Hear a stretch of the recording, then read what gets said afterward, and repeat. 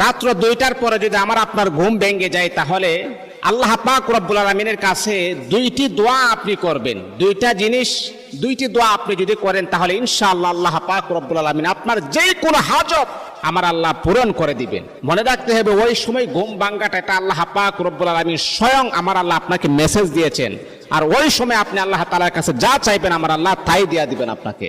এই জন্য আমার প্রিয় বন্ধুগণ, বিশ্ব নবী মদিনার কামলিওয়ালা নবী সাহাবায়ে কেরামকে বললেন, ও আমার সাহাবীরা শোনো শোনো, রাতের বেলা তোমরা যখন গভীর রাত্রে যখন ঘুমিয়ে যাও, হঠাৎ করে যখন তোমাদের ঘুম যখন ভেঙে যাবে, তখন তোমরা পড়বা লা ইলাহা ইল্লাল্লাহু ওয়াহদাহু লা শারীকা লাহু লাহুল মুলকু ওয়া লাহুল হামদু ওয়া হুয়া আলা কুল্লি শাইইন কাদির।